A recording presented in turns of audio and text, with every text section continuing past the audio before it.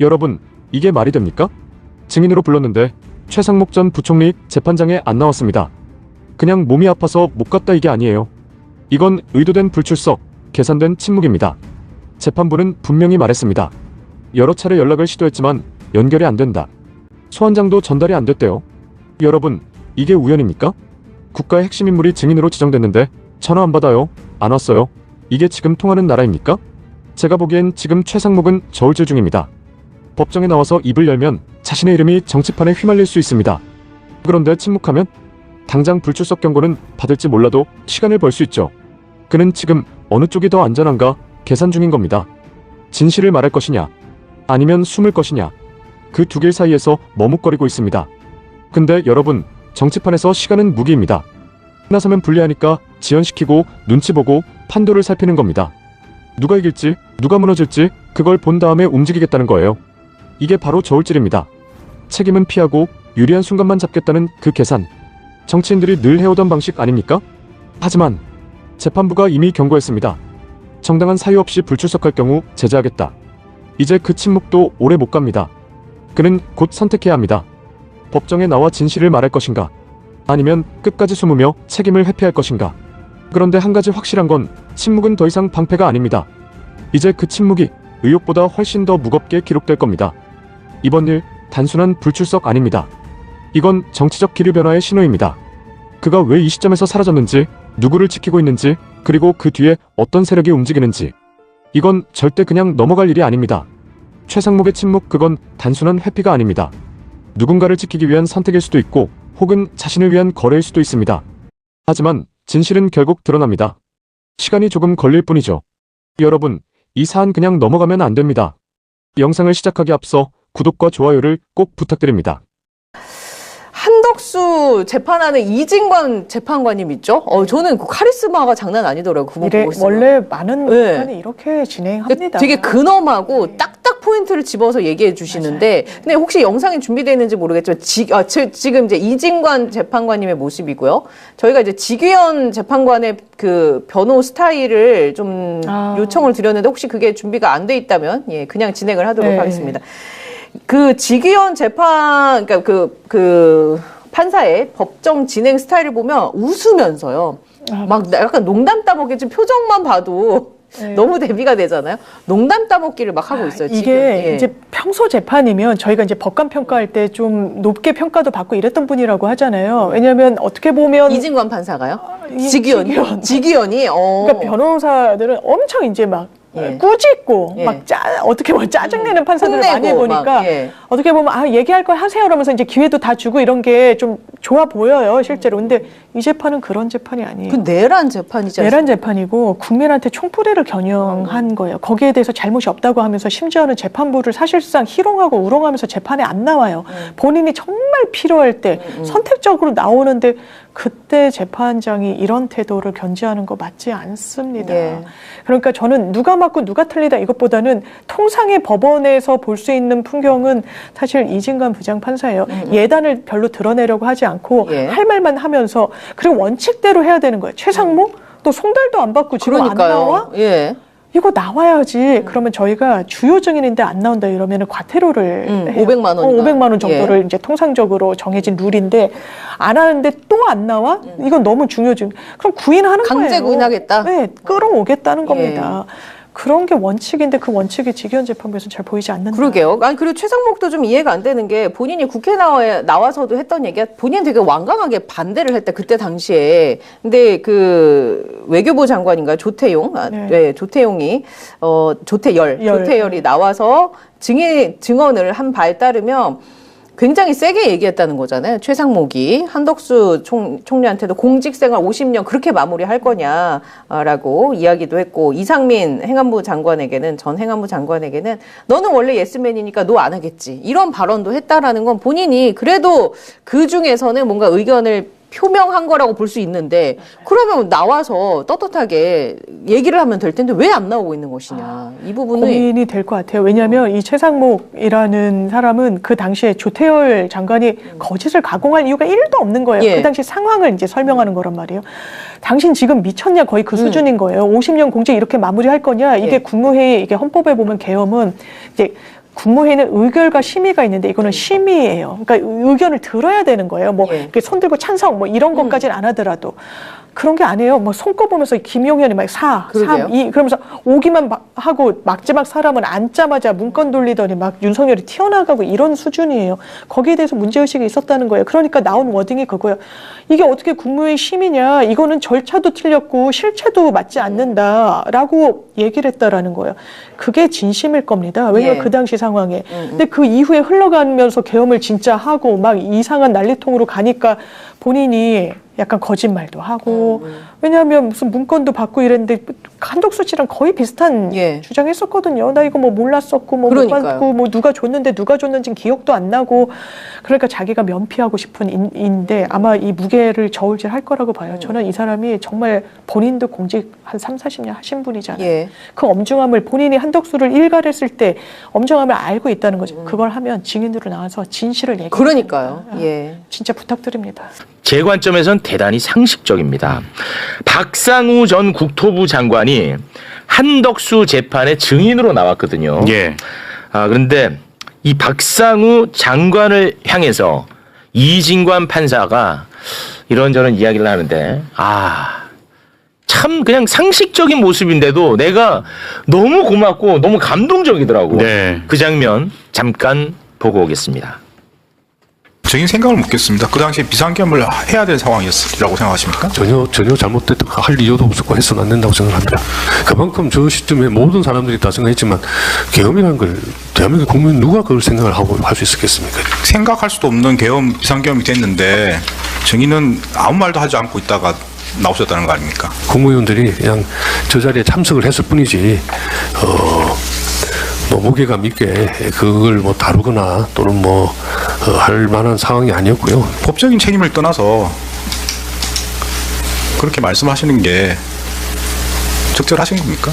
저희 국무위원들도 사실은 어찌 보면 피해자인 거죠. 그 회의의 이유도 모르고 저 자리에 갔다가 법정까지 가서 검찰이 2번 조사받고 변호사비 들고 이 법정까지 나와서 아까운 시간에 적어나고 있지 않습니까? 이만큼이라도 같이 논의를 하거나 상의를 했거나 사전에 정보가 있었다면 뭐 그건 저희들이 책임질 일이죠. 그렇지 않은 상황에서는 저희들도 어찌 보면 저는 피해자라고 생각합니다. 네, 좀 이해하기 힘드네요. 윤석열 정부의 국무위원들이 저 불법 계엄을 막지 못해서 우리 국민이 지금 치러야 되는 비용이 어마어마한데 네. 걷다 대고 저 장관은 자기가 피해자래. 나 시간 이거 아깝다고. 변호사비 들고. 정말 개념이 없네요. 개념이 없어. 지금 보니까 모름지기 국무위원이면 몸을 던져서라도 막았어야 되는데 지금 그 비상계엄 때문에 자기가 검찰 조사 2번 받고 변호사 돈 든 게 지금 아까운 거야. 맞습니다. 피해자랍니다. 변호사비 들고 지금 아까운 이 시간에 법정에 나와서 증언하는 게 시간 낭비예요? 기본적으로 개념이 없어요. 어떻게 저런 사람이 국무위원을 했어? 그러니까 그 망조가 들었지 정권이. 그러니까 이진관 부장도 증인에 대해서 물어보면서도 너무 황당한 소리를 하니까 정말 진짜 뚜껑이 열릴 수밖에 없는 그런 맞아요. 발언이고 네. 아니 본인이 못 막은 거 있잖아요. 뭐 우리는 미리 몰랐으니까 못 막았다. 현장에 있었으면요 뛰쳐 들어가서라도 말려야 되는 거예요 윤석열이를. 근데 그걸 못한 책임을 묻고 있는데 저렇게 나와서 무책임한 발언을 여전히 하고 있다. 저 정신 아직도 좀 못 차렸다고 봅니다. 아니 권한이 없는 국민들도 국회로 뛰어가서 막으려고 했습니다. 목숨 걸고 갔습니다. 네. 네. 근데 권한이 있는 국무위원이 아무것도 안 해. 자기는 아무 말도 안 했다는 거야. 그러니까 나는 문제 없지. 나 피해자다. 이 얘기를 저기서 하니까 이진관 판사가 거기서 이제 못 견딘 거예요. 진짜 너무너무 화가 납니다. 그리고 이진관 판사는 매우 원칙적이고 매우 단호합니다. 네. 추경호를 불러도 증언을 거부할 테니까 추경호 증인 신청을 할 필요가 없다라고 특검 검사가 얘기를 해요. 네. 특검 검사인데 추경호 불러봐요. 아유 우리 판사님 추경호 불러봐요. 얘 얘기도 안 할 텐데 뭐하러 불러요? 이렇게 얘기하는 거야. 네. 거기에 대고 이진관 판사가 나와서 얘기하고 말고는 추경호가 알아서 할 문제고 나는 반드시 불러야겠다. 와 기가 막히다고. 예. 그리고 이상민하고 최상목이 지금 불러도 안 나오고 안 있거든요. 나오죠. 안 나와? 그러면은 과태료 물리겠다. 바로. 강제 구인하겠다. 정확하게 이야기를 합니다. 직연하고 그야말로 정반대의 모습을 예. 보여줍니다. 이진관 판사의 원칙적이고 단호한 모습 함께 보겠습니다. 최상목의 경우는 다시 기일을 정해서 주소지로 소환장을 송달하도록 하겠습니다. 증언 거부랄지 또는 불출석이랄지 이런 가능성이 높은 지금 상당히 높은 증인인데 그럼에도 불구하고 이 증인 신청할 실익이 있을까 이런 부분이 좀 앞서서 말씀드린 겁니다. 재판부는 소환을 해야 된다는 입장입니다. 다만 나와서 본인이 뭐 증언 거부를 하든지 뭐 법에 위반되게 출석을 거부하든지 그건 맞춰서 제가 조치를 취할 거고요. 저희 재판부는 또 그리고 불출석을 할 경우에 아까 말씀드린 제재 요건에 해당되면은 제재를 할 예정입니다. 그리고 내란특별법의 신속 재판을 고려해서 필요한 제재 조치는 바로 다 취할 예정입니다. 그래서 과태료 부과뿐만 아니라 구인영장 발부도 검토하고 있고, 근데 뭐 현역 의원이라서 다른 절차, 뭐 동의가 필요할 때는 체포 동의가 필요할 때는 맞춰서 다 절차를 진행할 예정입니다. 감사합니다. 근데 실제로 그 말만 저렇게 한 게 아니고 네. 이상민 장관 과태료 500만 원 부과했고요. 구인영장 바로 발부했습니다. 어떻게 보셨습니까? 네. 예, 그 두 가지 이제 그 재판장 부분하고 아까 네. 박상훈 증인 두 가지 말씀드리겠습니다. 네. 그 이진관 재판장 같은 게 우리 국민들도 법관을 포함해서 모두 다 동의하실 겁니다. 모든 판사들은 그 헌법의 그 헌법을 수호하고 헌법 질서를 수호하고 국민의 생명, 신체, 재산에 대해서 확고한 그 보호하겠다는 의지가 있어야 네. 될 것 같습니다. 그렇죠. 그리고 이건 국가 형벌권을 행사하는 거기 때문에 장악을 해야 됩니다. 지금 그 지휘한 거 과태료 500 부과하고 네. 구인영장 하는 거는 정말 그 실무제에 나오는 가장 정상적인 절차입니다. 네. 반면에 그 지기현 재판부의 그 사회를 보는 듯한 네. 국가 형벌권 행사 자리에서 어떻게 그럽니까? 네. 그 판사 재판의 그 권위를 실추시키는 행위를 계속 맞습니다. 반복하고 있지요. 예. 이제 다만 굉장히 분노를 자아내는 장면인데 재판할 때는 화를 내지 않는 것이 바람직합니다. 저도 그 판사할 때 법정에서는 절대로 화내지 않겠다라고 결심한 적이 있는데요. 뭐 이렇게 굉장히 분노스러운 장면 아닙니까? 네. 그런데도 절제하더라고요. 절제하고 맞아요. 지극히 참고 예. 그 절차를 진행하는 점에 대해서 네. 또 일정 정도 긍정적인 평가를 해봅니다. 네. 뭐 또 넓게 보면 수많은 판사 중에 한 사람일 수 있는데요. 또 하나 박상우 증인에 대해서는 잠깐 말씀하셨는데 네네. 개인에 보면 행정고시 합격해서 한 30년 국토부 고위관료로 지내고 아마 국비 장학생이었을 거예요. 다니고 온갖 이런 혜택을 받았고 LH 공사 사장까지 했던 영임했던 사람인데 예. 이 사람에 대해서 두 가지 일종의 법기술 부분이 좀 눈에 들어왔습니다. 기억나지 않는다.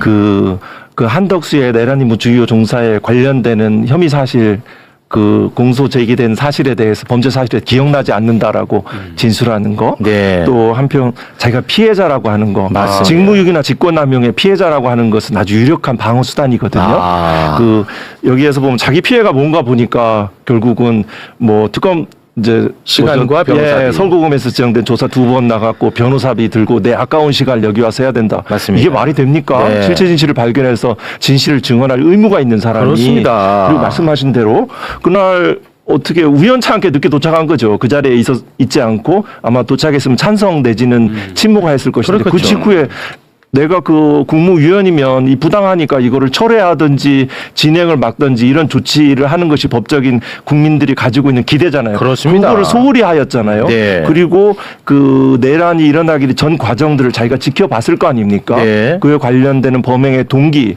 그 외에 한덕수의 양형 자료들에 적극적으로 진술을 해야 되죠. 결국 이 사람은 그 원희룡 이후에 국토부 장관으로 들어오면서 양평 고속도로 종점, 김건희 강산명 종점의 자의적 변경에 대해서 부당한 점이 없다. 계속 그 사업을 재개하겠다라고 그렇지. 했었던 사람이 예. 찾아보면 정말 수많은 뭐 직권남용, 직무유기 범죄들이 될 사람인데 맞습니다. 네, 그렇게 진술하고 네. 있었습니다. 자기 딴에는 운이 좋았던 거야, 사실은. 늦게 간 거? 그 장기적으로 운일지 아닐지는 잘 모르겠습니다. 그거는 네. 그거는 제가 좀. 근데 저는 저 특검의 태도를 먼저 좀 지적하고 그래, 싶어요. 좋다. 왜냐하면 지금 박성재 법무부 장관 빗장치고 있는데 영장 재청구도 좀 안 하고 있는 상황에서 네. 어제도 재판 중계하고 있는데 추경호를 오히려 재판장이 더 부르려고 하는 이 아이러니스러운 상황을 그렇지. 정말 국민들이 지금 다 보고 계신 거고요. 네. 너무 좀 소극적이고 좋아. 저는 이진관 부장판사는요 조이대가 휘어버린 조이대가 부러뜨려버린 정의를 혼자서 외롭게 고군분투하면서 바로 세우고 있다고 생각이 들어요. 그러니까 네. 이 시대의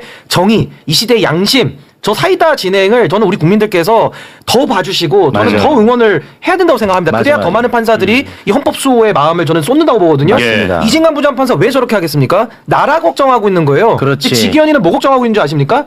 아이고 우리 경위님들 내가 밥 한 번 쏴야 되는데 저녁 식사 걱정하고 있어요 지금. 맞아. 지기현이가 예. 얼마나 흉내 잘 내네. 그래도 아니 경위님들 쏴야 된대요 자기가 지금 밥을. 흉내 잘 그래도 내. 화환을 보내거나 이러지는 않았으면 예. 좋겠습니다. 지금 대법원의 네네네. 많은 마음으로. 지금 마음으로 조희대 응원하죠. 지기현 막 응원한다고 화환이 있던데 그거 대법원장이 철거하라고 서초구청에 얘기하면 되는데 지금까지 있더라고요. 그걸 맞아요? 그 네, 네. 아니 그거 조희대가 그 철거하라고 저희가 이제 지시하면 대검에 철거하는 거예요? 있을 때도 그 윤석열의 그 화환들이 그 정말 검찰청 대검 그 울타리를 그냥 꽉 쳤습니다. 그렇습니다. 용산에도 있었고 예. 그거는 그 청사를 그 책임지는 윤석열 총장이 서초구청에 연락하면 네. 절차를 거쳐서 철거 가능하거든요. 네. 그래서 대법원은 왜 지금까지 어. 그대로 용인하거나 침묵하니까 계속 있는 게 아닌가 씨, 싶습니다. 난또 어떻게 재판 몰랐네. 그 앞에서 그 문구를 보면 정말 놀라실 겁니다. 그러면 조희대가 그거를 흐뭇하게 보고 있다라는 방증 아닙니까? 그 내심의 의사까지는 알 수 없지만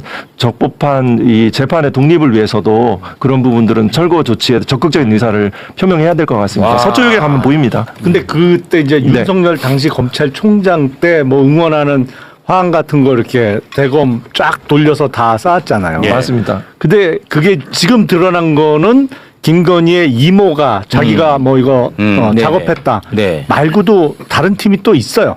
사실은 작업의 결과물이야 그게.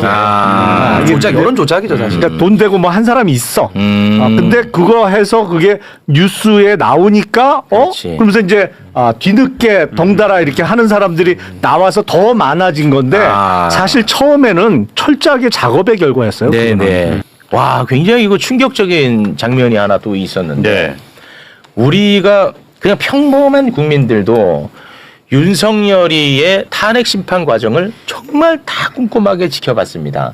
왜냐하면 역사적인 재판이니까. 그런데 이 내란 재판을 담당하고 있는 지기현이가 당시 헌재 탄핵 심리 과정 그리고 파면 결정 그 모든 것들을 단 하나도 보지 않았다는 거야 본인이. 그걸 안 봤다고? 이번에 고백을 했어요. 그 장면 영상으로 보고 오겠습니다. 제가 헌재 거는 저희 재판부는 그 내용 같은 거 잘 모릅니다. 그러니까 혹시나 재판에 영향을 받을까봐 그 내용 자체는 보질 않았습니다. 아예. 너 재판에 영향 받을까 어떻게 눈을 뜨고 다니냐? 너 어떻게 룸살롱은 다니냐? 재판에 영향 받을까봐? 어? 와. 이게 말이 됩니까? 이게 굉장히 충격적이야. 이거 진짜 충격적인데. 아니 본인하고 생각이 다르면 보면서 아이고 저거는 좀 잘못 판단하네 이렇게 하든가. 그러니까 저런 말은 오히려 함으로써 이 재판을 본인이 지금 불공정하게 하고 있다라는 거를 지금 드러내주는 장면이거든요. 그러니까 자연스럽지가 않잖아요. 그러니까 헌법재판소의 내용에 대해서도 본인이 알았든 몰랐든 당연히 알죠. 근데 그거를 나는 몰랐다라는 식으로 이야기를 하면서 자기를 정당화하잖아요. 그러니까 지금 지기현 이자는 뭐로 봐도 지금 다 이상한 겁니다. 다 이상해. 뭐로 봐도 네. 해석이 안 돼요. 해석이. 근데 김건희는 뭐 비상계엄에 대해서 몰랐다, 알지 몰랐다, 믿기 어렵네요. 저 진술은. 근데 저거는 법률적으로도 안 맞는 얘기 아니에요? 그 얘기를 좀 아니 듣고 그러니까 싶어요. 예를 들어서 자기가 재판하고 있는 사건인데 관련 사건이야. 뭐 내용적으로도 아니면 뭐 사건 관계인이 겹치든지 관련이 있는 사건이 다른 재판부에서 재판을 하고 있어요. 그러면 그 재판 진행 상황이나 이런 걸 당연히 참고를 해야 되잖아요. 근데 더군다나 이거는 같은 등급의 뭐 예를 들어서 같은 1심의 재판도 아니고 이거는 완전히 일종의 신급이 완전히 다르다고 볼 수 있는 헌법재판소의 결정이란 말이에요. 그렇지. 그러면 더 봐야 되죠. 1심에서 피청구인 윤석열이 어떤 사유로 파면이 됐는지를 헌법재판소에서 어떤 결정을 내렸는지를 당연히 봐야지. 그렇지. 1심에서. 그럼. 아니 그러면 마치 이 얘기는 어떤 얘기하고 비슷하냐면 내가 하고 있는 재판에 영향받을까 봐 내가 대법원에서 어떤 판단을 내렸는지 관련 사건이나 그거 안 쳐다봤어요. 라고 하는 거하고 똑같은 얘기야. 이거는. 그렇지. 이게 말이 돼요? 그렇지. 반대 신문권이 있는 법정에서 증거 이제 조사를 해서 이제 심증을 형성하긴 해야 되죠. 근데 저 말은 좀 예. 믿기 어렵네요. 네. 아니 헌법 법 중의 그러면 법인데. 헌법재판 기록을 좀 송부받아서 그걸 검사가 제출하고 증거 조사를 거쳐야 되겠죠. 네. 네. 아니 그러니까 당연히 서면으로도 당연히 해야죠. 헌재 결정문을 받아봐야 되겠지만 네. 아니 서면으로 보는 거 왜 그때 아예 라이브로 중계를 했으니 네. 어떤 판단이 헌재에서 내려지는지 당연히 봐야지. 자, 그래서 저는 화는 여기까지고 저는 이게 굉장히 두려웠어요. 뭐냐면 헌재에서는 윤석열의 계엄이 위헌이라고 판결을 내린 거 아니겠습니까? 그것도 만장일치로. 근데 지기현이는 거기에 동의하지 않는 것 아닌가? 그 우려. 사실 저도 그 부분이 좀 우려가 돼요. 맞습니다. 저는 왜냐하면 그게 우려가 되거든요. 굳이 이 지기현 판사가 저 말을 할 이유는 없거든요. 네. 근데 나는 헌재 그걸 안 봤다. 그 얘기는 나는 헌재 생각하고 좀 달라. 이거를 좀 시사하는 게 아닌가. 그러니까요. 그걸 굳이 그러면 저 재판정에서 왜 얘기를 했을까? 그러니까. 나는 그렇게 생각을 하고 있고 결과도 그런 쪽으로 뭐 저는 그렇게까지 해석이 되더라고요. 그러니까 저 발언은 원래 판사들이 할 수 있는 발언이 아니에요. 네. 근데 아닌 걸 하는 이유가 지기현이 지금 자기가 코너에 몰려있다라는 반증이고 그걸 모면하기 위해서 지금 저 발언을 한 건데 그 자체가 정치적인 해석을 낳는 발언이라는 말씀입니다. 그래서 네. 저는 지기현의 지금 이 일련의 행동들은 설명이 불가능한 상태다. 첫 단추도 잘못됐고 모든 게 잘못돼 있다고 저는 봅니다. 나 이게 굉장히 불안한 지점으로 저한테는 다가오더라고요.